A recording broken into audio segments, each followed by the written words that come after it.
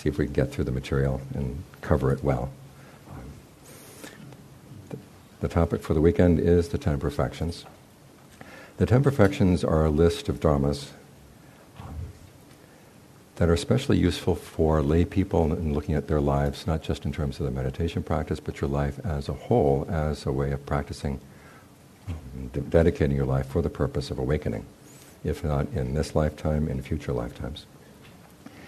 As a list, it comes in the canon only very late. The parts of the canon that refer to the 10 perfections are probably written down or probably composed around the time of King Ashoka or later. They're not in the early suttas. They came during a period when later generations of Buddhists in India began to question about the different paths to awakening. There's the path of the Buddha, there's the path of the private Buddhas, there's the path of the Arahants. And the question is, what is the difference among these paths? And if you wanted to follow the path to become a Buddha, where would you find material to guide you on that path? And there are different ways they had of answering these questions. One way was to look in what are called the Jataka tales, which are tales of the Buddha's previous lifetimes, and to sort of sort out, okay, what were the qualities that the Buddha developed through these various tales? And then you could take those qualities as your guide for awakening. And in fact, the path of the perfections began to replace other versions of the path that were from earlier days, with the idea being that not only would a Buddha, but also a private Buddha and also an Arahant would have to develop these same perfections. Now the Jataka tales have many different versions. Each school of Buddhism developed its own version. And as they were going through the various tales and collecting the tales, the different schools collected different lists of what the Varnamis are. The collection of the tales is kind of controversial. Some of the Buddha's Jatakas or references to the Jatakas are very early. Others seem to be picking up tales that were already in the Indian tradition and saying, oh, by the way, Rama happened to be the Buddha, or so-and-so, whoever starred in this particular tale was actually a Buddha in a previous lifetime. It was kind of an effort to show to the Indian people who were familiar with their own tradition that becoming a Buddhist didn't mean that you were leaving your old tradition. It would be like bringing Buddhism to the West and saying, okay, Paul Bunyan was actually the Buddha in a previous lifetime. To sort of connect you. So the Jataka tales are not that reliable source of information. However, the list that came out, there's nothing in these lists that is in conflict with the earlier suttas. So it seems to be, a fairly good way of encapsulating ways in which you can look at your life as a means to awakening. The list that was developed in the Sarvastivadins has 6 perfections. It was giving, virtue, jhana, discernment, endurance, and persistence. And these became the Varnamis that were developed later into the Mahayana.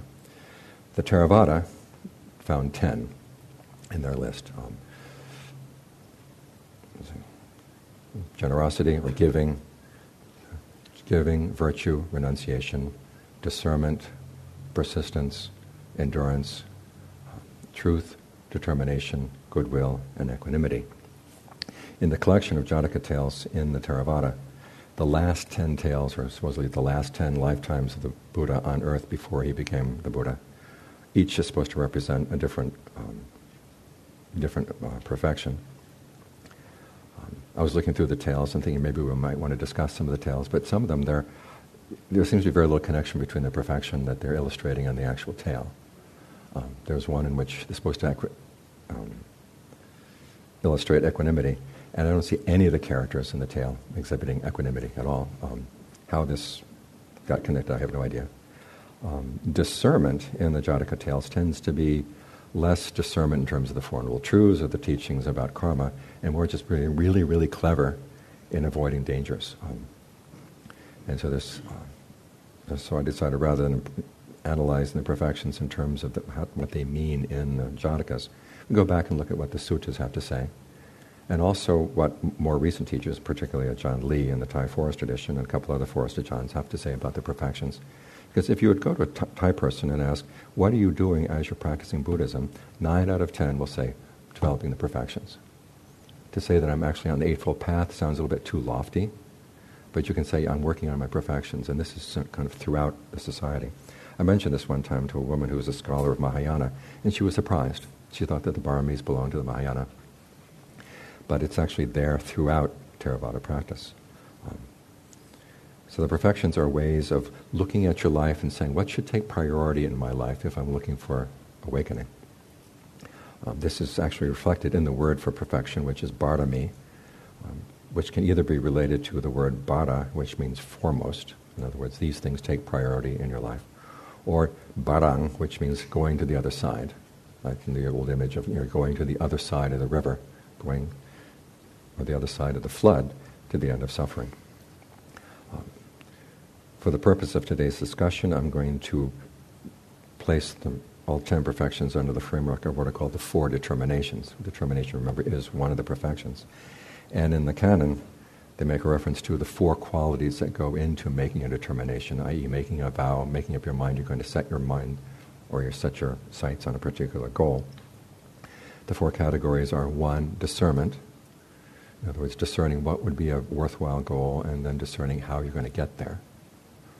Second one is truth. Once you've realized that you have to do something in order to reach a goal, you would actually make sacrifices for the sake of that. You really stick to your determination. The third one is generosity, realizing there's certain things you have to give up, certain things you have to abandon in order to reach that goal. I think I've told you the story about a friend of mine who's an author, and she writes books that are set in China, and she had one book in which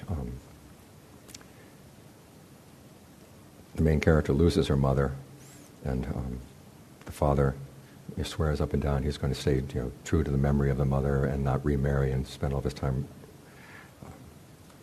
looking after the children. And the vow lasts for about 6 months. He gets remarried. Not only that, gets remarried to a courtesan. Turns out the courtesan is a wise woman now. And my friend, who's a professor at a university back east, whenever she publishes a novel, she gets invited around to the alumni clubs to read from her novel. And so she has to find an incident in the novel that makes sense within 15 minutes. And so she would read this one particular passage, which had to do with the new stepmother, playing chess one evening with her stepdaughter. And as she's talking to the chess daughter as they're playing chess, she's saying, look, if you want to be happy in life, you have to decide that there's one thing you want more than anything else, and you're willing to sacrifice everything else for that one thing. And as they're playing chess, the daughter is half listening, half not listening, but she's beginning to notice that the mother is a very sloppy and very careless chess player, putting her pieces in very dangerous situations. And so the stepdaughter starts getting more and more aggressive in her game. Of course, she's fallen for the trap that her mother has set for her. If she gets more aggressive, the mother gets her. Checkmate. Which means, of course, that the way she's playing chess is illustrating the principle that she's trying to teach. I mean, you're willing to give up your chess pieces in order to win the game. My friend said that after reading this to 2 or 3 alumni clubs, she had to stop because nobody liked the lesson. Everyone wants to win at chess and keep all their pieces, So part of having a true determination is realizing there's certain things you will have to give up, and you're willing to give them up. And then the 4th quality, after discernment, truth, and generosity, is calm. In other words, keep your calm as you're on the path. Realizing this is a long-term goal, you have to sort of pace yourself like a marathon runner. Keep calm, and that will see you through. So as we divide up the different perfections under these 4 categories, that under discernment, we have discernment and goodwill. Under truth, you have truth, virtue, persistence. Under generosity, you have giving and renunciation. And under calm, you have endurance and equanimity. That's the framework for this next day and a half. Now, this placement is somewhat arbitrary, and some of the perfections could fit under various categories. For example, equanimity and renunciation could be seen as aspects of discernment, but we'll stick with the original organization. Because it emphasizes 3 points. One is that each perfection tends to contain many of the others. As you'll see as we go through the discussion today, there's a lot of overlap between the various perfections. Secondly, as with in every determination, the perfections are willed. Enlightenment is not something that just happens naturally to you as you relax. It's something that you have to make up your mind. This is where I want to go, and there are things I'm going to have to sacrifice and things that I will have to do, some of which may be hard. You can think about William James. He made a distinction one time between what you could call truths of the observer and truths of the will. Truths of the observer are things like, the way the planets go around the sun, the way galaxies are formulated. In other words, if you allow your desires for things to be the way you want them to be, to get in the way of finding that truth, they will get in the way. In other words, for centuries they wanted to prove that everything revolved around the earth, and so wanting to put the earth central, they made up those astrolabes and all these other things to show how, why is it that some of the planets seem to go backwards every now and then. Or prior to Kepler, everyone thought that it would be ideal to have the planets go around in circular orbits rather than ellipses, because circles were more perfect. And the fact that they wanted things to be a certain way meant it got in the way of seeing things the way they actually are. Now those are truths of the observer. Your desires cannot get in the way of finding that truth. However, there's truths of the will, which are the kinds of truths that will not become true unless you want them to be. If you want to be a good piano player, if you want to be a good sports person, if you want to be a good engineer or whatever, you have to want it. If you don't want it, it's not going to happen. And the perfections are truths of the will. These are things that you have to make up your mind. I really do want to develop this, otherwise it's not going to happen. Which means that conviction is the beginning of discernment in this case. You're convinced that awakening is a good goal and that it is worth your while to pursue it. Now, we have to believe in the possibility and also the desirability of awakening. You also have to believe in that this path will work for it to become true. Okay. So this means that Dharma practice in daily life is not just a matter of present moment awareness or just accepting the way things are. It's a matter of what direction you want your life to go and making up your mind you're going to maintain that direction as you encounter difficulties. This means also then that the perfections are qualities of mind that we can choose to develop. It's what we realize that we are making choices and we're not engaging again in choiceless awareness. There are certain things that are worth paying attention to and other things that are worth putting aside. Awakening is not inevitable, and it's not the result of your quote-unquote true nature that it's going to happen. And we'll see more of this when we discuss the issue of discernment below, exactly how much will plays a role in the Buddha's view of the world. Even though, however, it's not our true nature to become awakening, at the same time our nature is not so defiled that we have to depend on something or someone else outside us to do the work. We're the ones that are going to be doing the work because we have that possibility within us. In Anguttara 1095, the Brahmin comes to see the Buddha and says, will all the world gain awakening? Or will half the world or 1/3 of the world? And the Buddha doesn't answer. And Ananda, who's there at the time, is afraid that the person will get upset and go away and say bad things about the Buddha, not answering good questions. So he pulls the guy aside. He says, it's like a fortress at the edge of the frontier. You have a wise, experienced gatekeeper who sees, okay, we have one gate to the fortress, and he goes around and he checks the wall of the fortress, and he doesn't see a hole even big enough for a cat to go through. There's little details like that I like in the Pali Canon. And so he comes back, and he can't conclude that he knows how many people will go in and out of the fortress, but he does know that any large animals going in and out of the fortress have to go through the gate. In the same way, the Buddha doesn't know how many people are going to gain awakening or not gain awakening, but he does know if you're going to do it, you have to go by this path. And that's because we do have freedom of choice. The Buddha cannot foretell whether you make up your mind to gain awakening or not, but if you are to gain awakening, this is the path by which you have to do it. There's another sutta, Majjhima 12, where he compares his knowledge of other people's paths to the fact that there are many different paths out there. I love the list. Here's he sees a person going down the path. And he says, if that person continues following that path, he will have to end to get to where the path leads. There's one path that goes to a pit filled with burning charcoal. That's supposed to be the path to hell. There's one that goes to a cesspit. That's the path to being reborn as a common animal. There's one that goes to a tree on rough ground with patchy shade. That's the path to being a hungry ghost. Notice that hungry ghosts are better off than animals. There's a path that leads to a tree on nice smooth ground with thick shade. That's the human realm. There's one that goes to a beautiful mansion. Those are the heavenly realms. And there's one that goes to a cool, clear pond surrounded by dense, shady wood, and that's the path to nirvana.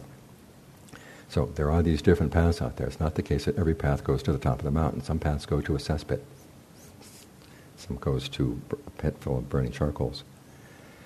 Which is why when the Buddha talked about how we become skillful, he didn't say anything about our innate nature. He said skillfulness is based on heedfulness. We make up our minds to realize, okay, there are dangers out there. I've got to do something to avoid those dangers. It's that determination that will get you through. So again, this is assuming that you have freedom of choice and you have to be careful to use it well. The third point that's made out of, that I want to emphasize in bringing the perfections under these, the framework of determination, is that the perfections do begin with discernment. You have to see that it is important to choose awakening as your goal and to develop each perfection. And guided by discernment, you have to see how to bring those perfections about and what you need to do strategically. This is where the Sutta's teachings on discernment coincide with the Jataka teachings. Because in the Jataka teachings, the wise person or the discerning person is someone who discerns danger and thinks strategically as to how to avoid those dangers. In the same way, the Buddhist teachings on skillfulness, the Buddhist teachings on the Four Noble Truths are strategic. You focus on these issues because they will get you through. And you have to learn how to think strategically to get along the path. Although today, the main point of today's discussion is going to be Dharma practice in daily life, we will first have to discuss some more technical aspects of discernment because there's so much misunderstanding out there about what Buddhist discernment is. I was just reading a book last night. It says the Buddha says that life is suffering, therefore you just have to learn to resign yourself to that fact and sort of content yourself with what you can find, which is a very defeatist way of looking at the world, and that's not the Buddha's way. So we'll have to, and then when we get some basic principle of discernment down, then we can talk about how discernment actually applies in daily life. Any questions about what I said just now? Or is it still too early in the morning?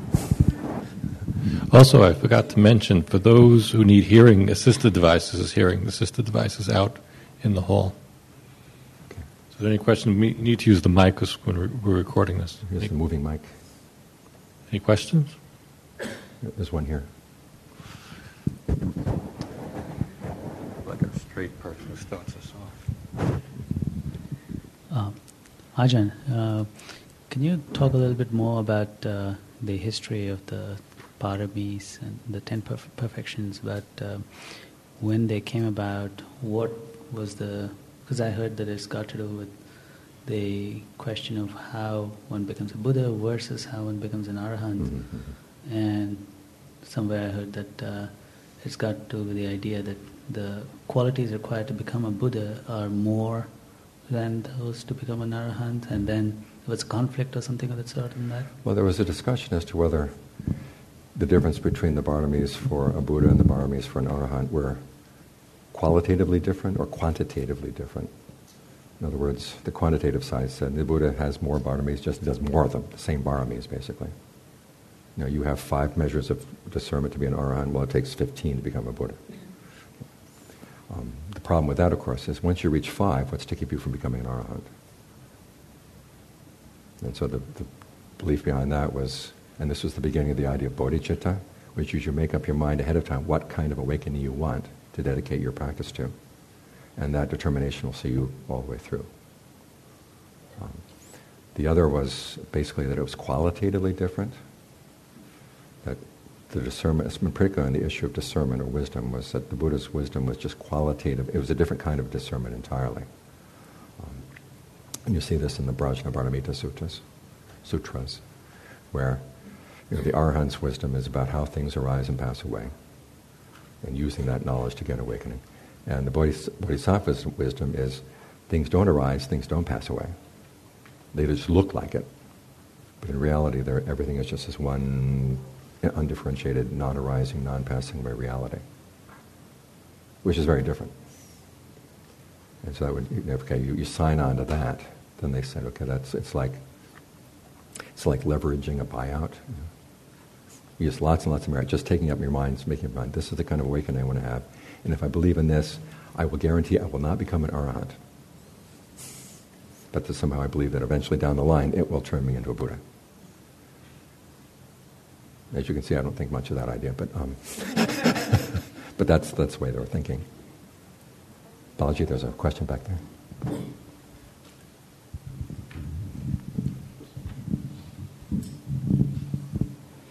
So you spoke about the truth of the observer and the truth of the will. Mm-hmm. So my question is, did it die? No. Okay. So the truth of the observer, if I understand what you are saying, is that the observer can be kind of set on seeing something, but it's actually get in the way of seeing the real truth, right? You can make up your mind that you want to see the truth, but your idea of what you would like the truth to be, you cannot allow that to get in the way. Yes, so then I guess I'm a little confused of the truth of the will, because the truth of the will would be like, I used to be a professional ballerina, so I'm sacrificing everything because I want to dance, and that brought me a lot of happiness. But I could actually say that the observer has that will of making that scientific discovery, but it's getting in the way. So in one case it seems to be positive, in one case it seems to be negative. Could you explain the difference? Well, as with everything that William James said, there's a little bit of fuzziness in there. But basically, as a scientist, you want to find out this truth about, say, the planets. So that will is there, the desire to know what they're doing. But then you have to pull back and say, I can't make up my mind ahead of time how I want the experiment to come out. And that's where the observer has to take over. Now, in truths of the will, say you wanted to become a ballerina, but you're lacking legs. You'd have to observe, well, okay, I can't do this without legs. But so as otherwise you've got the body that's required to become a ballerina. You can do many, many different things with that body. And you make up your mind, I want to train this body so it becomes a ballerina. So there's an element of will in both, but the role played by your will has to be different. Yeah, thank you. Okay. Yes, behind you. I'm a little confused the way that you split the 10 perfections. Mm-hmm. So when I looked at the list of 4 main things, and there are only 7 of the perfections listed. Okay, will you look at the headings? One of the headings. Oh, the heading is 1. Okay, you've got... Calm itself is not one of the perfections. Oh, okay, I got it. And then, of course, determination lies behind all of those. Got it. Okay. Thank you. Sure. Oh, here comes the mic up here. There's a second mic. So there was an author who once defined reality as that which, even if I stop believing in it, continues to exist. Mm-hmm. And that seems to be the truth. I forgot the term. The truth of the will of the observer. Yeah. Yes, right. So it seems then the truth of the will is more like this is how I want to shape things. Right. Mm-hmm. And the Buddha places a lot of emphasis on that we do have a role in shaping things. I mean, that's our basic way of engaging, even with our senses to begin with. And then from there, what you want to do with what you've got. I mean, there's a very interesting passage for, especially given the common belief about mindfulness being, okay, accepting things arising, accepting things passing away. There's a passage where the Buddha says, when you have mindfulness as a governing principle in your practice, if you see that something unskillful has not yet arisen, you try to make it arise, and then you try to keep it from passing away. Remember, in his definition of mindfulness, it's a quality of the memory, that you're remembering what's skillful, what's not skillful, how to go about encouraging what's skillful, discouraging what's unskillful. So there are certain things that we can play a role. We're not just passive observers watching the passive reality. I mean, it's like the difference between saying reality is like a TV show back in the 50s, where whatever was on TV, that's what you had to watch. Whereas now it's more like an interactive computer game or video game that you play a role in how it's going to come out. And the Buddha's he's more like a gamer. You know? Don't quote me on that, okay?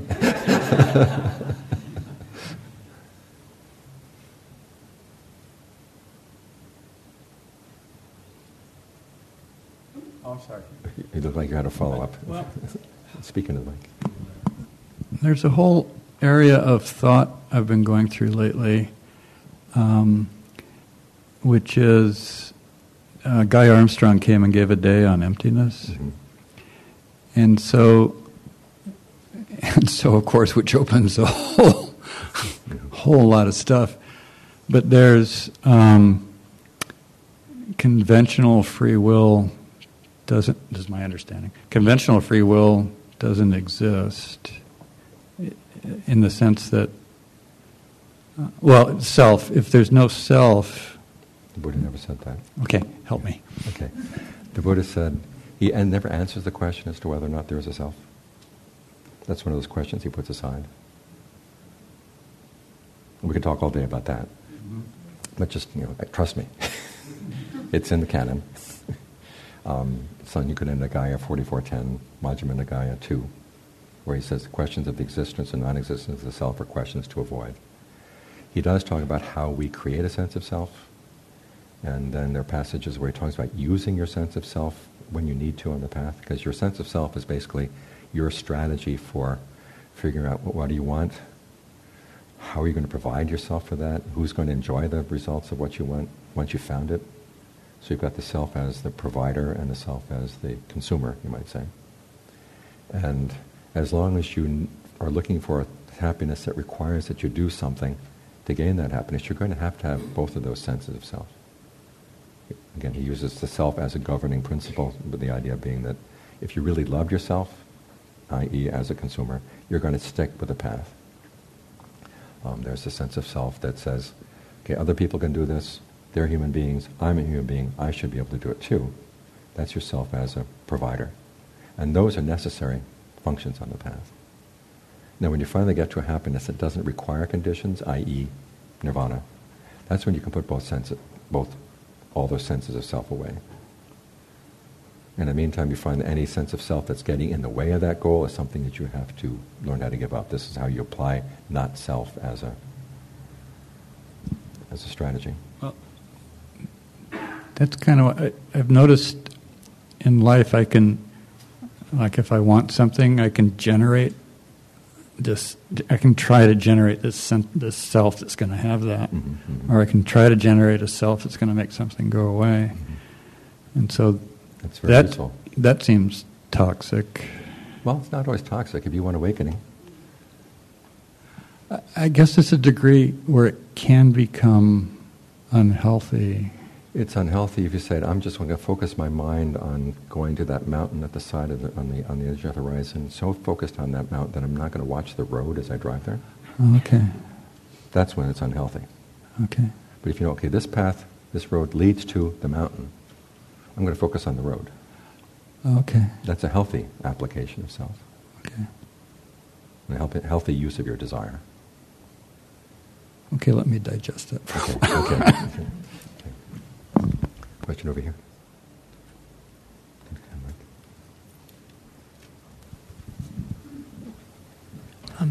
So would you say then that the Buddha would say these are the, say, quintessential, consummate governing qualities for awakening?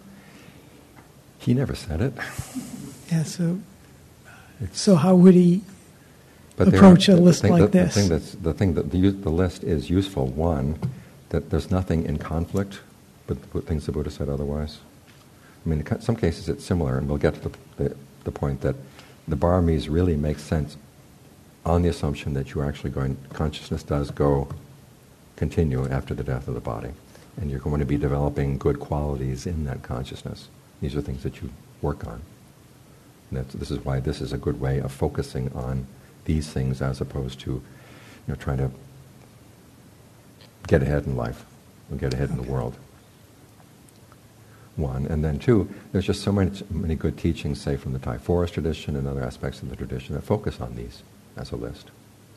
So there's nothing in conflict with what the Buddha taught. They just bring out certain qualities in the suttas that the Buddha himself never put into a list. But they're especially useful when you're looking at, say, to what extent, when I am engaged in my occupation, is it actually helping me towards an awakening, or is it getting in the way? If it's developing these qualities, it's actually helping. So, say Ajahn Lee, Ajahn Fuang, when they're talking about Ajahn Chah, Ajahn Mahabua. When they're talking about be ingenious, be observant, they wouldn't have any qualms with people following this list versus what's skillful. They themselves talk in these terms. Okay. So when you're being skillful, when you need to figure out what to do in the moment, this list is a good foundation to fall back on. Right. When in doubt, which parami are you working on? Yeah. And at the very least, you're always working on endurance.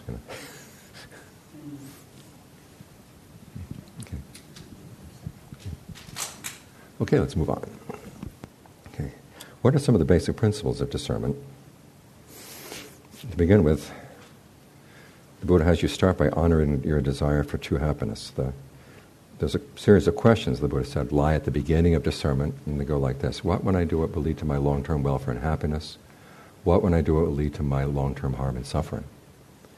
Now, the discernment there lies in seeing, one, happiness and suffering do depend on your actions. So it's what you're doing that's going to make a difference. And then two, long-term is better than short-term for happiness, which sounds pretty basic, kind of common sense. In fact, there's a passage in the Dhammapada where the verse goes, if you see that there is a greater happiness that comes from sacrificing a lesser happiness, the enlightened person will sacrifice the lesser happiness for the sake of the greater happiness. And one of the British translators of that verse appended a note saying, this could not possibly be the meaning of this phrase for us, because it is just too commonsensical. Why do we need a Buddha to tell us this? But then you look at the way people live their lives, we need a Buddha to tell us, But again, it starts with the desire for happiness. This is the Buddha's basic assumption. He will teach you. If you're interested in finding true happiness, he'll be happy to teach you. He's not assuming that you have Buddha nature. He's not assuming that you're basically good or basically bad. He is assuming you do want to find true happiness, and he's willing to help tell you to do this. So your desire for true happiness is something that should be honored. In other words, it is true happiness, a happiness that doesn't depend on conditions, is something possible. And the path that leads there can be a path that's not, in fact, cannot be a selfish path. It has to be a path that develops good qualities of mind.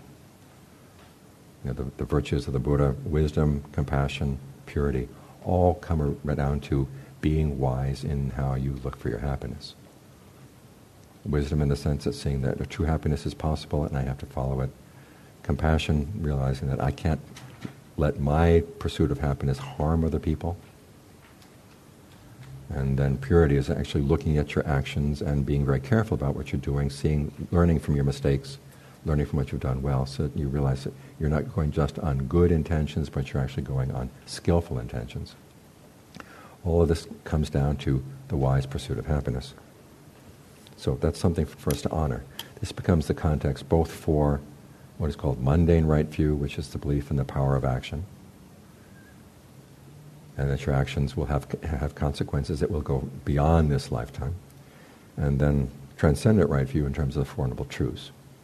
In other words, the Buddha didn't say we're just going to get rid of all suffering on earth. He's saying the suffering that's weighing down your mind is the suffering that you're causing yourself through your actions. But there is a path that you can also want to follow, and desire is part of the Eightfold Path, that will lead to the end of suffering. So your actions and your desire for happiness are an underlying assumption for discernment. So this comes down to the power and what you call power and primacy of the mind. This comes down to three main points. The first point is the mind is not just an epiphenomenon, as they say, of physical processes. In other words, what you're experiencing is not just the fact that you've got chemical reactions going on in the body. There is something to the mind that goes beyond the physical processes. It is the actual instigator of action. And its engagement with the senses is proactive and purposeful. We're not just sitting here, again, watching the passing show, that the mind has desires that's going out there. And you find out as you get deeper into the practice that the simple fact that you are receiving sensory input has to depend on a certain act of will in the mind to go out and engage. So there's a proactive and purposeful side of the mind. Your purpose is you want happiness. Now, this is very different from Freud or say Darwin, which is saying your purpose is just to survive. The Buddha says, no, your purpose is actually to be happy in your survival. Now your genes may, well, genes don't want anything, but they say, okay, you have this biological imperative to want to survive, but there are a lot of people who find, okay, my life is no longer providing happiness, I don't want to survive anymore. If you see no purpose in survival, you would be happy to just give up. But we're out there for happiness, and this is what keeps us going. That's the Buddha's take on this. And he also says that desire is the root of all phenomena. In other words, everything you experience has the desire for you to experience and then to try to find happiness out of that. Now this becomes the basis for the Four Noble Truths. I mean, the cause of suffering that the Buddha is trying to solve is craving. Again, desire comes first, but we act on it in an unskillful way, or the desire itself is unskillful, it leads to suffering. If the desire is skillful, that becomes part of right effort, which is a factor in the path. And this is why the Buddha, when he discussed right view, he made it a matter of the Four Noble Truths rather than the three characteristics. I'm going to talk about this for a bit. In other words, we start with the view that happiness is something worth pursuing, and you have to divide up your desires as to whether they're leading in the direction you want or not, as opposed to simply saying, okay, everything is impermanent. Based on the idea that things are impermanent, I will then develop a philosophy. When I was working on the book on the path out there, I was reading other people's discussions of the Eightfold Path, and almost everybody comes down to the three characteristics as being sort of the underlying reality that the Buddha is dealing with. And that basically the three characteristics are right view. But if you start with the three characteristics, you can come to all kinds of conclusions. One is, well, everything is impermanent, therefore don't try to hold on to anything, don't have any fixed views, just learn how to sort of dance with reality as it comes dancing with you.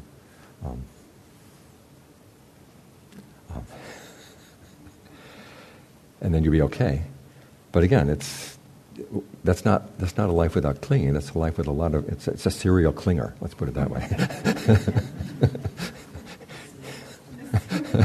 You can quote me on that, okay?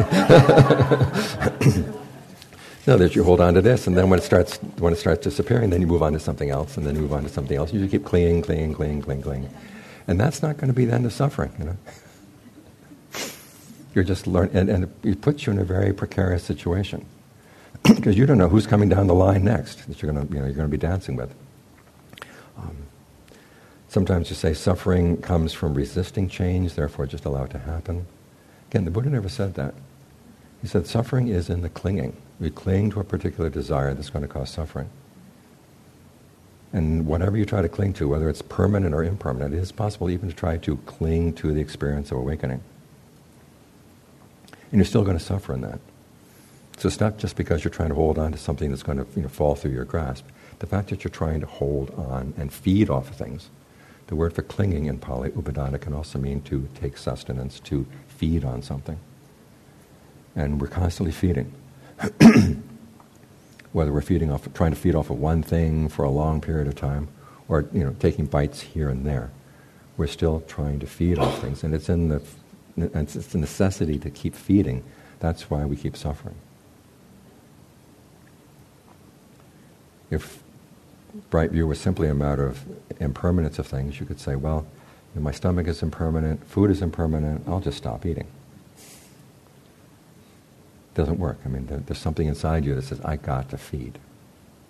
And the mind works the same way. And what the path does is basically say, what can we find a happiness that is so satisfactory that does not require feeding, so you can stop the feeding? That would be the end of suffering. Now this will mean that you have to do things in order to follow that path. There will be clinging in the path. And the path is a goal that requires determination. And there's going to be some suffering in that, but the Buddha said, hey, look, it's suffering for the purpose of getting beyond suffering. So we're not just going to say, okay, I'll just accept whatever comes, I'll learn how to, just sort of not try to be fixed in my views or fixed in my clingings, but I'm going to try to figure out what can I do to train the mind so it gets beyond clinging. That's the purpose of discernment. Well, that's the general aim of discernment. That underlies the perfections. Let's see if I've said everything I wanted to talk about. What was this? Train the mind so that it doesn't need to feed anymore.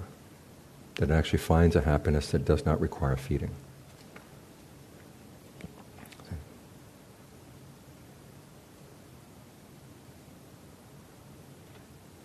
We're talking about being a serial clinger. I was watching a French interview show. The French actually have a weekly show devoted to Buddhism. It's called Sagesse Bouddhiste. And if you think American Dharma is wacky, they had a Zen, Dharma combat in France. And it turned out that the Japanese Zen master who came to kind of watch over the combat could not understand French, but he could understand English, so the French had to conduct it in English. And so the woman coming out to do the Dharma combat, she comes out with a staff. And the question was, they say that nirvana, we are already awakened, so why do we try to awaken? And so she had to answer that. So I've forgotten exactly what her answer was.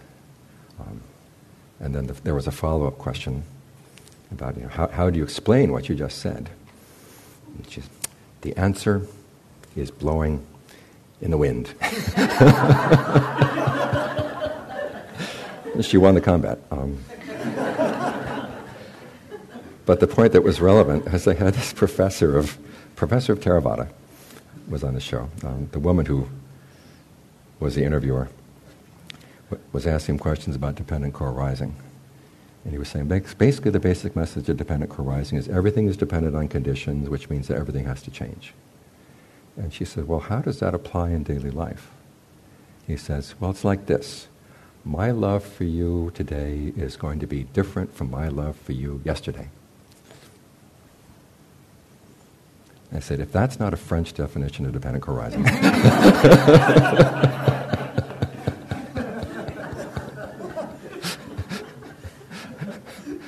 But it's basically the same principle I said, the serial clinger, it's going to be different today from what it was yesterday, so you just keep on clinging, which is not a solution. If you really want to be able to trust yourself, you've got to provide the mind with a good purpose, which is finding happiness that goes beyond the need to feed. So it's both a matter of commitment, trust, and devoting yourself to something that's more than just accepting things as they come. This is why the perfections of truth and endurance play a huge role in all the lists of the perfections. You have to stick with the path for it to work. So you're not running around feeding indiscriminately. We think of the path as a raft going across the river. We all like the part where it says, okay, when you get to the other side of the shore, you can let go of the raft. You don't have to carry it with you. To get over there, though, requires that you hold on to the raft as you're crossing the river. Otherwise, you'll be swept down the stream. So that's the first principle of discernment, which talks about how the mind is not just an epiphenomenon, it is actually a proactive part in creating our experience. And we have to give it a good purpose. The second assumption is that the consciousness as a process can survive the death of the body. As I said, what your consciousness depends on is craving. It clings to the craving. And craving and consciousness keep feeding each other, and it has a potential for keep going, even as this body leaves and you go on to the next one. That's why you might say that the Buddha's understanding of the mind comes not from looking at the mind from outside, but what's more phenomenological approach to the mind. What does it feel like to be inside consciousness? And you realize that from inside, consciousness comes prior to the body, and it's the clinging that keeps the consciousness going, clinging to craving. And since it does survive the process of the body, the perfections are like other Dharma lists that the Buddha gives actually in the suttas for how you live your life now so that it will benefit future lives. There are 4 qualities that are listed in Anguttara 854, which are conviction, generosity, virtue, and discernment. Now the virtue, generosity, and the discernment overlap with the perfections. There are the 7 treasures that are listed in Anguttara 7.7 or 7.6. And that's where you have conviction, virtue, shame, a healthy sense of shame. There's an article on the website Dhamma Talks called In the Eyes of the Wise that talks about when the Buddha is talking about healthy shame, it's not shame as the opposite of pride, it's shame as the opposite of shamelessness. It's a good distinction to make. Compunction, which is basically realizing my actions are going to have results, I don't want to do anything that's going to cause harm. Learning, generosity, and discernment. So those are the 7 treasures. There are the 3 forms of merit, which are generosity, virtue, and the development of goodwill. All these lists will share generosity and virtue. 2 of them add discernment, and all of them either contain or are based on conviction, i.e. conviction in the Buddha's awakening. Okay. So, that's the second assumption, is that your mind is, or your consciousness is a process that does not need to depend on the body. It will survive the death of the body. However, given the power of the mind, there are certain limitations imposed on the mind and its ability to get what it wants. These are imposed simply by the way cause and effect works. There are consequences in your search of happiness that are determined by patterns of cause and effect that are constant and are beyond your control. You cannot change these patterns. Now, there's some way that you can work within the patterns. This is why the path to awakening is a skill. You have to figure out what are basically the patterns of cause and effect that I have to take into account if I'm going to find happiness. There's the old Zen saying that the great way is not difficult for those with no preferences. And the only way you can make sense out of that is, okay, you do prefer the end of suffering to suffering, but when you figure out, okay, this has to be done in order to reach the end of suffering, whether you like it or not, that's something you've got to do. So I suppose I should have given a trigger warning for that one. Okay. You can't just choose any path you like and expect that it's going to give you results. The illustration the Buddha gives is of trying to get milk out of a cow. You can twist the horn of the cow, and you're not going to get milk.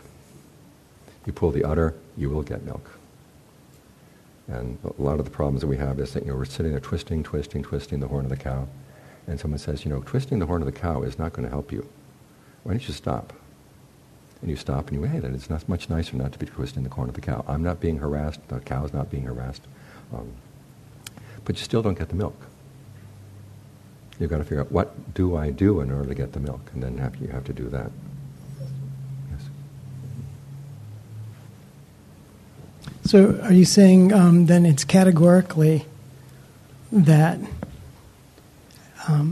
everybody needs to come to that understanding of there are these patterns.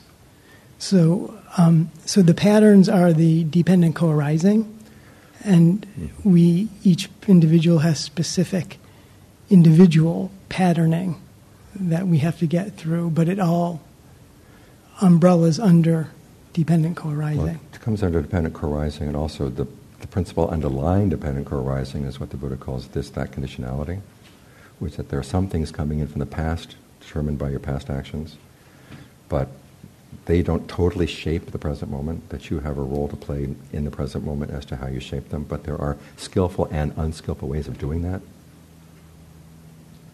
That's categorically. And that's categorical. Across. Yeah. I mean, there are only 2 teachings that the Buddha said are categorical. One is that skillful actions should be developed, unskillful actions should be abandoned. Right, okay. And the other one is the Four Noble Truths. So however each of us is to work that out, that's an individual basis. That's individual, but yeah, it all falls under the general pattern. Okay. Because we all have different unskillful actions and different skillful actions in our background. We come into life very differently conditioned, let's put it this way. If you've ever had any kids, you know your first kid was not the same person as your second kid. I know in my own case, my older brother and I sometimes discuss what life was like growing up together. And I've come to the realization, my mother and father for him were very different from my mother and father for me, even though we were there in the same room. So there's a conditioning that we bring in based on our past actions. And then how we are going to overcome those things will be an individual matter, but the general pattern is the same. It's not that you're going to find the pattern to awakening by killing. and hence the paramis are a good direction. I mean, they give you a checklist. It's just okay. Where am I still weak? Okay. So what all this means, and this one of the limitations by cause and effect, is that each perfection is tempered and by balance by the need to understand cause and effect, and understanding how to make useful distinctions: what can and should be changed, what can't be changed. This is why I like to translate, one of the reasons why I translate the word banya as discernment as opposed to wisdom, because it requires seeing distinctions. Okay. The role of discernment is strategic and pragmatic. There are causes and effects that fall in your desire for true happiness that will give some effects that are preferable to others. It's a skill. And when they talk about the knowledge that overcomes ignorance, it's not only knowledge of the Four Noble Truths, but also knowledge of having mastered the skills appropriate to each. That you have to comprehend suffering, that you should abandon the cause, realize cessation, and develop the path. This is why right view is conjoined with right resolve. You don't just have right views, but the right views have implications as to what you should do, how you should go about this. And this includes developing goodwill and developing the principle of renunciation. So one of the implications that these are skills is that we need to get guidance from others as to what to do and what not to do. It also implies that there are lessons we can learn from the past. It's not like each moment is a fresh, new moment that is unprecedented in the annals of the universe. There are things that we can learn from our own past behavior. We can learn from the experience of other people as to what works and what doesn't work. But then we have to develop our own powers of perception and discernment to see these things for ourselves, as with any skill.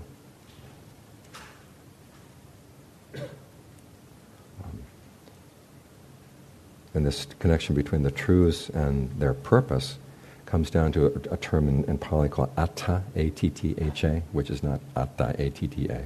It's not self. Atta means, the word means both purpose and meaning. To understand the meaning of a particular teaching, you also have to understand where does it lead. And you really understand that only when you've gotten to where it leads. Which is why so much of the path has to be taken on conviction before you actually get the results. But to understand it, you not only have to, it's not just a matter of just knowing how the terms are defined, but knowing what particular teaching is this intended for, or what purpose is this intended for. And then having tasted what that particular goal is, that's when you understand the teaching. So what we have here are words about the perfections that you assume as a kind of a working hypothesis, but then as you develop them, your understanding of it will grow. And when you've reached the awakening, but that's when you know what they're all about, for sure. Up to that point, you're still kind of feeling your way. Any questions on those points? The glasses.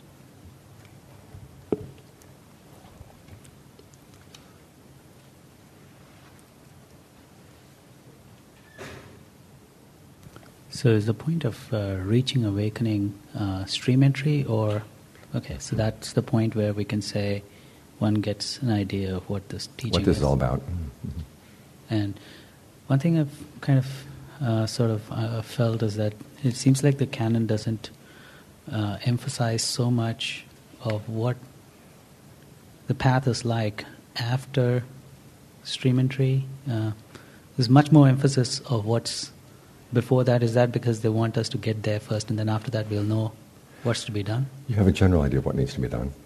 There's still particular issues that you have to work through, but basically, no, this is where this is leading. I see. Okay, thank you. There's a question back there.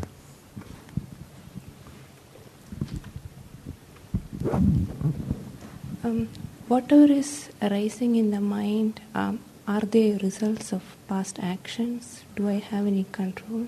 Okay, well, things that just kind of pop up in the mind, I would say that comes from your past actions. What you do with them, that's your present action. Thank you. Mm-hmm. Question? Okay.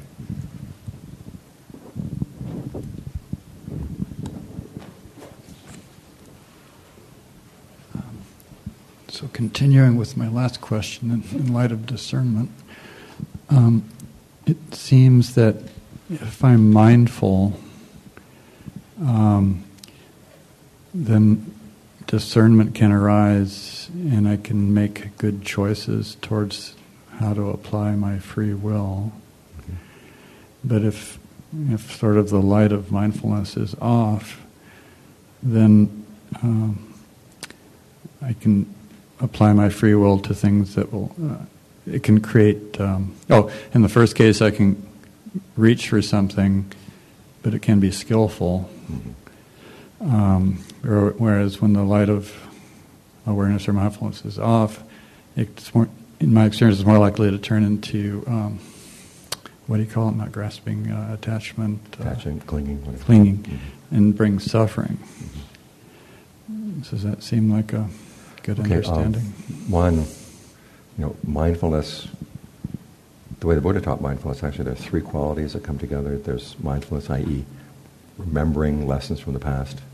2, alertness, and actually watching what's going on in your mind, watching what you're doing.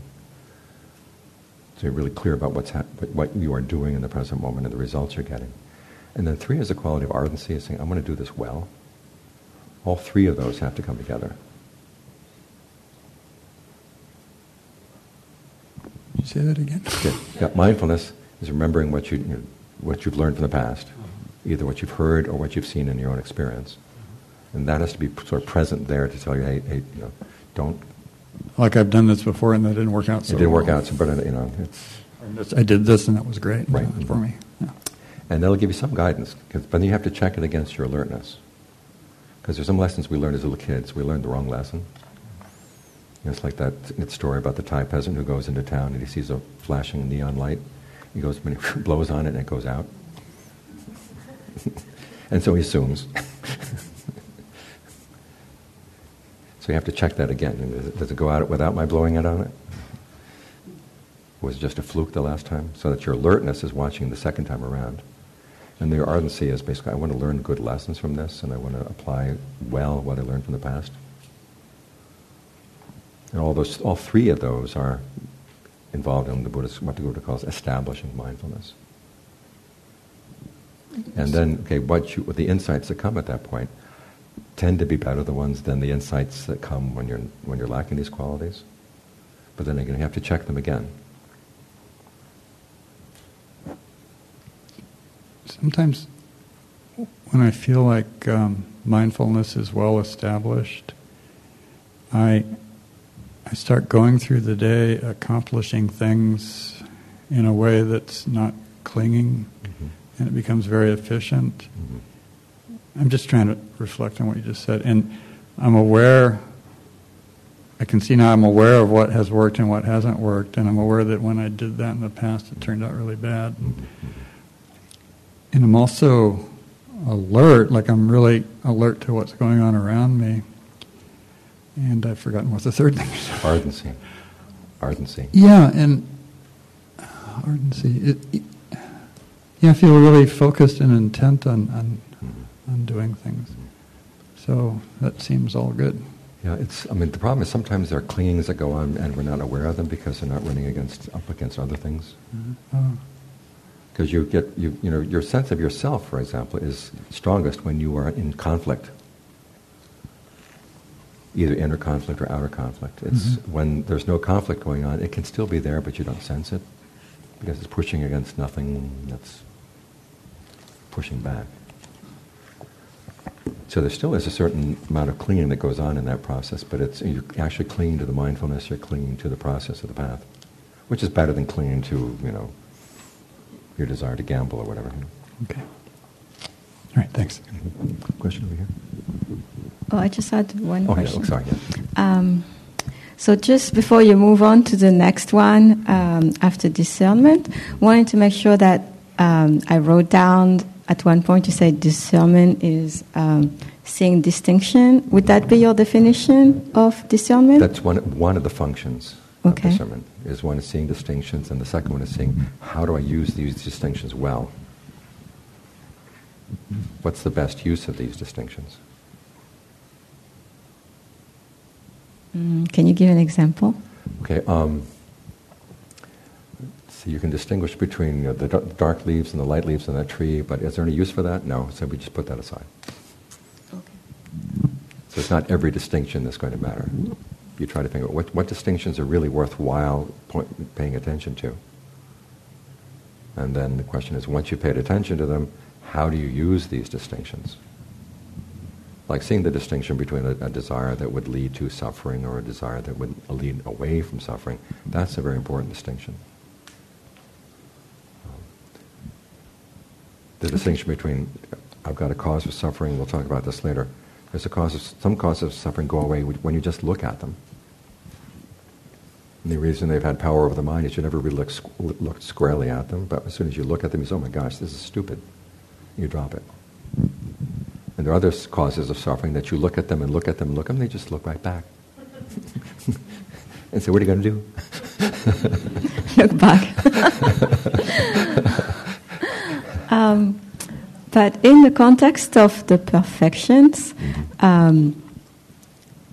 you would say that anyone has discernment, right? So what you're teaching today is kind of, there is a scale and how you get to perfect that. Right. In other words, you can see distinctions that you wouldn't be able to see otherwise, and you have better judgment on how to use them. Right. Right? That's basically what it comes down to. Okay. Thank you. So for me, applying the idea of discernment is very ripe in my meditation practice, I feel. So can you talk a little bit about this idea about discernment of breath and the idea of watching the breath, simply observing it as it is, versus elevating it to a place that's beneficial for the various chakras we discussed? Because that's something new. It's like a very slight change. Are we watching the breath and just seeing it as it is, or are we expected to find a way to make it work for us? Well, again, one of the purposes of the path is to develop right concentration. And in the process of making the breath work for you to develop right concentration, you'll see both. Okay, that some types of breathing are more conducive to concentration than others. But also you'll see to the extent to which what you thought was a process happening on its own is something that you were actually fabricating through your intention. Because the Buddha does call breath he describes it as a bodily fabrication, which means there's an intentional element in it. And one of the best ways to see that intentional element is to consciously intend different ways of breathing. So you try it and then you observe, okay, what's working, what's not working. This is where the truths of the will and the truths of the observer have to come together. You can say, I want calm breathing to work all the time, and wait a minute, it's not going to work all the time. You have to use your discernment as to when it's working and when it's not. But the idea that we're just watching this passively as it's just happening on its own, we miss an element of our intention that's actually going on kind of under the current, or under the radar. So this is one way of bringing it up into your conscious awareness. Question behind you? So it's clear to me that the purpose of life is the attainment of awakening or true happiness. So what is the purpose of that breath perfectly calibrated in the chakra? What are we looking for? It helps you gain concentration so that you can gain awakening. Without the concentration, you're not going to be able to gain the awakening. Hi.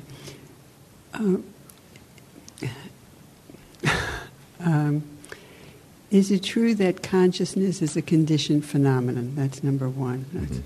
So that's correct. So when you say that when consciousness leaves the body, it can take the clinging with it, how is that possible if the causes and conditions are part of mind and not consciousness? Okay, the condition for consciousness, or you look in dependent core arising. Consciousness is shaped by ignorance. It's also shaped by fabrication. Okay. Body isn't in there. It can depend on any one of these fabrications. Of course, fabrication has to depend on consciousness. There's one description of dependent core arising that actually has the two depending on each other. Okay. So, there is also an unconditioned consciousness, which is the consciousness of awakening. And and this is one of the strategic challenges of the path. We're trying to find something unconditioned, but the path itself is conditions. And this is why the Buddha uses the image of the path rather than saying that the path causes the goal. He says the path takes you there. An image that was later used in the tradition was that it's like a road going to a mountain. Mm-hmm. The road going to the mountain doesn't cause the mountain, but if you follow the road, you get there. Question over here? Yeah. I am curious for the reason for having goodwill under discernment. It seemed like it might fit somewhere else, but what do you see the relationship between discernment and goodwill? Two things. One, there's one place where the Buddha says, if you have ill will for somebody, that's a sign you have wrong view. The idea that ill will could actually be a good thing. One.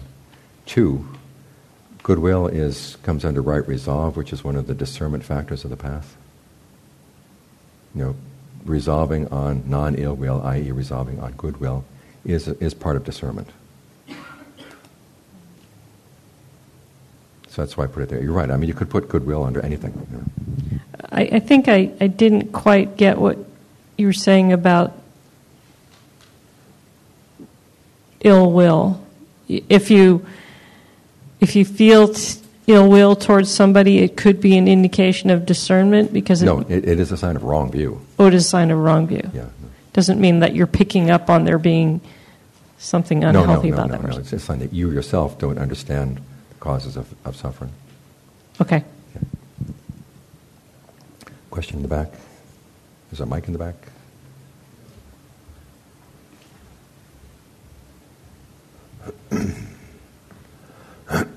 Excuse me.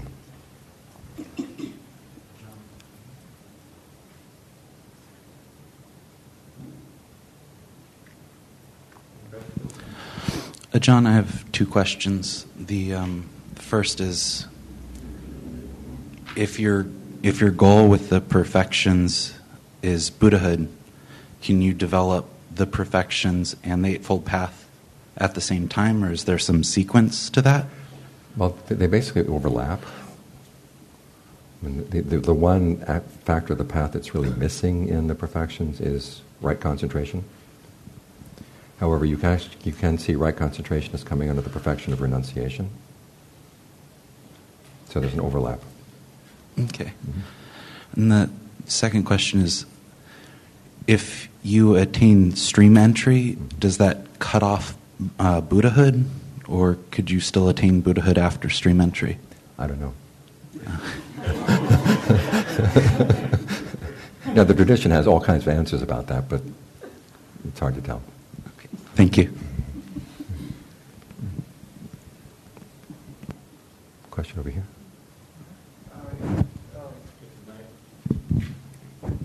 Hello. I think you're referring to something about physical, what the Buddha said in regard to like physical making conscious as well as conscious creating physical events. Yeah.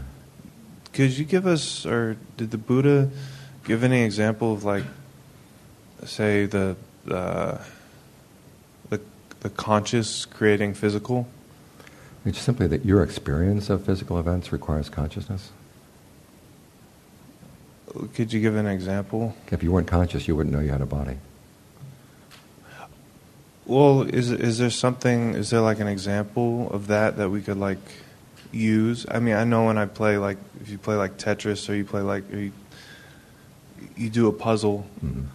There's some interesting things going there. Is there something kind of interesting with our conscious, like when we're meditating, for example, that's working with our physical body? The only extent he once discovered, he talked about that, was simply that, again, without the fact of consciousness, you wouldn't know you had a body. And it's through the process of fabrication, i.e. through your intentions, that you can actually change what's going on in the body. I mean, just simply the fact that you can move comes from the fact that the mind's intentions, and that you can choose, whether to put your hand in a fire or not put your hand in a fire. Consciousness is there behind that. Okay, cool. Because there's a lot going on in consciousness that the Buddha doesn't talk about.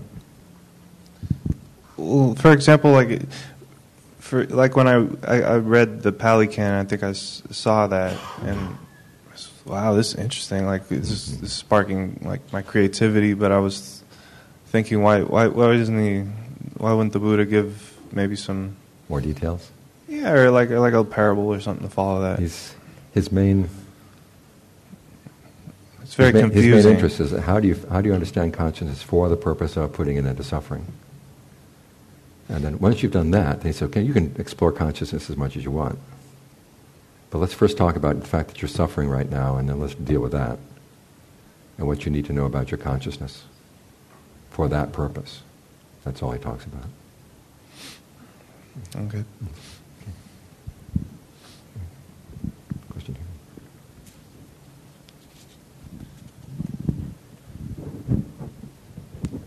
Can you briefly tell us the Pali names for these perfections? Because somehow I feel like the translations are slightly different from what I have seen in other places.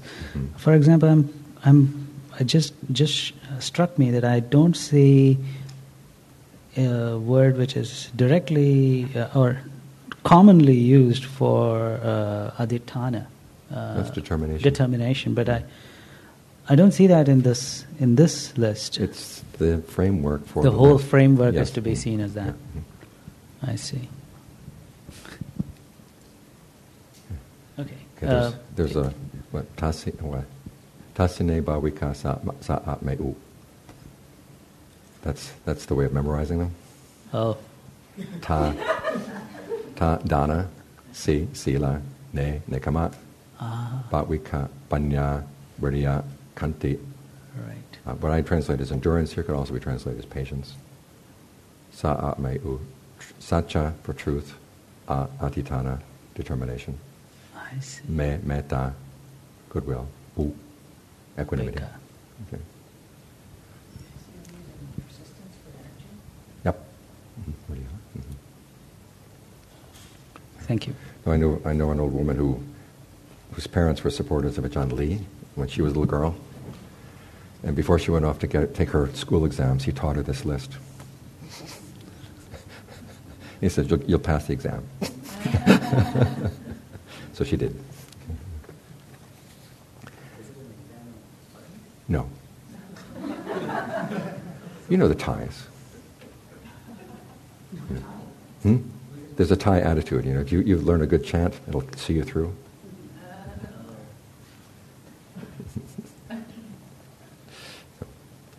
Okay. Let's do a little bit more on discernment before we break for them. My gosh, we've got 5 minutes for discernment. What do you do? Okay.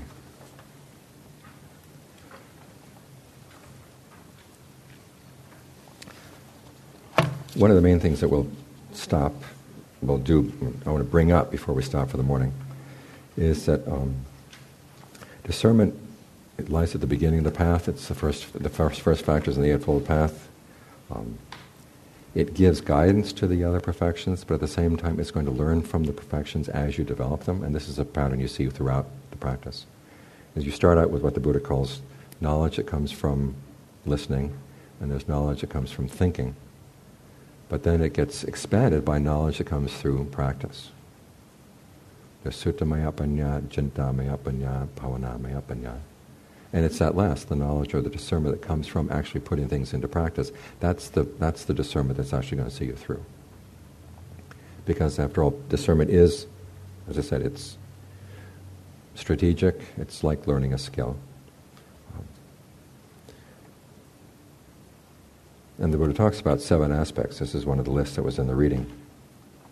There are 7 aspects to discernment. First is knowing what the Dharma is. Second is knowing what the atta, i.e. the goal or purpose of the Dharma is. Another is having a sense of yourself, i.e. what are your strengths, what are your weaknesses that you have to work on.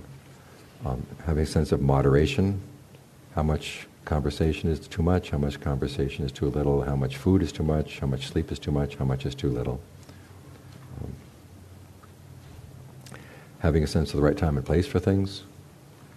Having a sense of social gatherings. In other words, you're going into a group of Brahmins, how do you talk, how do you act? You're going into a group of Bay Area Dharma people, how do you talk, how do you act? And then finally there's a sense of distinctions among individuals. In other words, who are the good people to emulate and who are the good people not to emulate. In other words, you're using your judgment in how you judge people as to who will be helpful in the path and who will not. Of these 7, there's only one that actually comes from reading, and i.e. that's knowledge of the Dharma. What did the Buddha actually say? You can read books and you can know that. All the others, knowing what is the purpose or meaning of these teachings, having a sense of yourself, having a sense of moderation, a sense of time, sense of social gatherings, and a sense of what he calls distinctions among individuals, these are things that you have to learn through your own powers of observation. So discernment is not just memorizing the texts, but you actually have to learn how to think things through and then put them into practice and learn from trial and error as to what is skillful and what's not. So it requires your powers of active observation. And this, of course, requires that you want to start out by finding good people to emulate so you can get a sense of, well, how do they handle these things? What is their sense of moderation? Going over to Thailand, I assumed that 8 hours of sleep was, plenty moderate. Get to Thailand, 5 hours is moderate among the forest tradition. Of course, you've got to be meditating most of the day in order to not, wear yourself out. But their sense of moderation was very different from my sense of moderation. So I had to learn something from being around people who were actually on the path.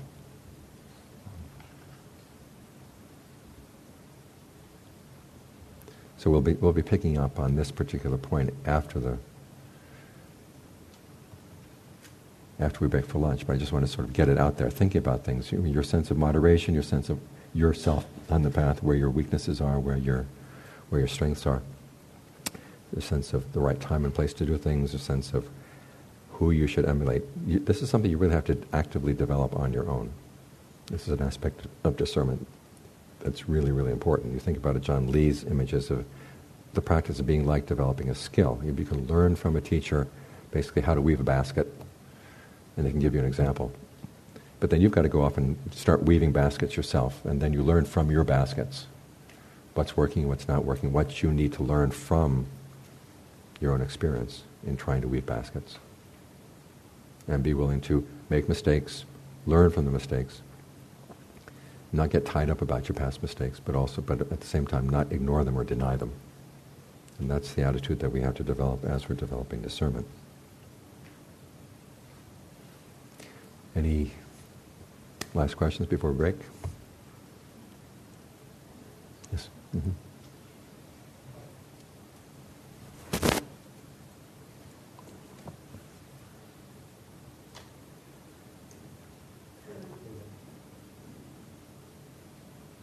For me, this question that I'm going to ask is at the crossroad between goodwill towards other and discernment. Mm-hmm. And I think the simplest way to boil it down is this. Are there any Dharma guidelines about which people is better actually to avoid engaging with? Mm-hmm. And I don't mean the obvious like murderers, drug addicts, in terms of quality of characters. Mm-hmm. Because sometimes I find that I feel a sense of almost of obligation in terms of goodwill to deal with people who have been kind of a drain, if you know what I mean. Yeah. Mm-hmm. So that's the question, if there are. Okay, this really depends on to what extent you are committed to that relationship. I mean, if your mother's a drain, you still have to deal with your mother. But at the same time, you have to learn, you have to establish some boundaries. And again, this is one of those areas where you have to learn from your own powers of observation. To what extent can I maintain my goodwill for my mother and still be dealing with her? And to what extent do I have to sort of pull back and draw a few lines? And there are no clear-cut sort of, 10 perfections of relationships kind of list that you could go down. But you have to notice, when I'm engaged with this person in this particular way, is it really making it harder for me to practice? And again, depending on the extent to which you're committed to the relationship, you may say, I'm just going to cut off this relationship, at least for the time being. Or draw a few boundaries around it so that I can still maintain my sanity and maintain my strength. I mean, you have to have goodwill for everybody, but the way you express goodwill, and we'll be getting into this later, it does not necessarily mean you're going to go out there and just be loving and kinding to everybody, but because what does goodwill mean? It means that, wishing for that person's happiness. That person's happiness is going to come from their own actions. And to what extent can you actually influence somebody else's actions? That's going to be a, individual basis. Sometimes you have to use, you have to parse it out on an individual on an individual case-by-case basis. But again, this is one of those areas where you've got to learn to use your powers of observation. I mean, the Buddha never said, there's that passage in the Karna-niyameta Sutta where it's usually translated as, just as a mother cherishes her child, you should cherish all beings, which is a mistranslation. He's basically saying you have to protect your goodwill the same way a mother protects her child, which is something else entirely. And the illustration the Buddha gives is, suppose someone, you've got these murderers who have pinned you down and they're sawing off your limbs. Okay, obviously there's nothing you can do about that, but you can have goodwill for them. He says we try to protect your goodwill even in a case like that. But it doesn't mean you have to, go out and be loving and kind to snakes and scorpions and mothers all the time. Okay. sorry to place them in a sort of a category like that, but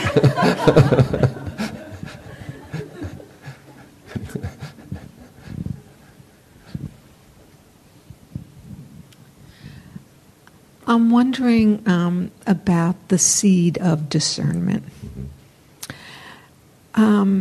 Because, take for you, for instance, you made a discernment to become a forest monk. And maybe there aren't a lot of people who would choose that path. And did that come about because of where your consciousness came into this body of yours? I've had various things, paths to discern, and I chose a particular one. And I can look back in my life about how that came about. And I think it came from the consciousness that came into this particular body. But I wanted to hear your thoughts on that. Oh my gosh, it's very complicated. In my own case, it was like I must have had some good karma. I met Ajahn Fuang in a very unlikely way. This is back before the forest tradition was even well known, even in Thailand. And sort of came across it, and then, but part of me realized, okay, this is a skill that I would really like to master, the skill that he has. And then the next question was, okay, how do I go about doing that? And I was hoping, I can pick up the basics and then come home and have a nice normal life. Not have everybody stare at me all the time when I'm wearing robes like this. But then I realized I can't do that. I've got to go back and make that sacrifice. And part of me was saying, no, there must be another way. But then the other part of me said, well, if I don't choose this, and how will I feel, 10, 15, 20 years down the line? Thinking that, I'd missed a good choice while I had it. So I decided to take it. There was kind of a gamble that this would actually work out. As Kierkegaard says, we live forward but understand backward. And so I'm looking back, I think it was the best decision I ever made. But again, it wasn't a certain thing to begin with. So what you do is you look at your options and you say what looks like a likely option, and you hope that you've developed enough discernment. There's that mouse pad that has the picture of this mouse climbing into a mousetrap and saying, "I can still get away with this." And underneath it says "teenage mouse,"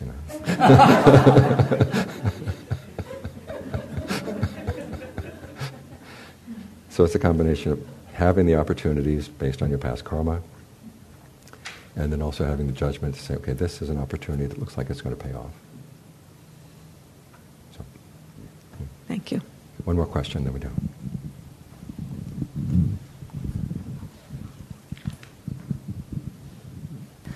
I didn't understand what you said a minute ago about goodwill guarding it when somebody's cutting off your legs, but not guarding it, not in having feelings towards spiders and snakes and things like that. No, you have goodwill for everybody, but it doesn't mean that you have to get involved with everybody. You don't have to treat everybody with, you don't go up and pet snakes or show your loving kindness to snakes. Sometimes your goodwill for snakes means, okay, you're on that side of the forest, I'm on this side of the forest. We'll go our separate ways. How would that be, though, when somebody is harming you so much? Okay, in the case, I was talking to a Dharma teacher up here one time, and I said, there is a rule against monks killing, right? And we're not supposed to hit people except out of self-defense. We are allowed to hit in self-defense without the intention to kill. He said, gee, I didn't realize that you might actually hit me. And of course I thought, well, I never realized you actually entertained the idea of hitting me first. So you do protect yourself when you can. But if you've got bent, it's pinning you down with all four limbs. There's nothing you can do. That's when you say, okay, I just got to have goodwill. But if you can fight back, you do fight back, but without the intention to kill. And one more thing before we break. As I said, I was reading through other books on the Eightfold Path, and I came across this statement by one of the books saying, the Buddha talks about avoiding harmful speech, but we look at what the Buddha actually said. And there were times when he harmed other people with his speech. So I was curious about that, so I looked into it. He was basically saying he said things that people didn't like. Now, the idea that saying something that someone doesn't like is harmful to them, that's really dangerous. You can't just let other people's likes or dislikes determine what's harmful and what's not harmful to them. I mean, harmful to other people is actually getting them to kill, steal, and have illicit sex and lie and drink alcohol. Those kinds of things. That's actually harmful to other people. Doing or saying things they don't like, that's not harmful. Important distinction. Okay. We'll break for lunch. We'll get back at 1 or whatever. When.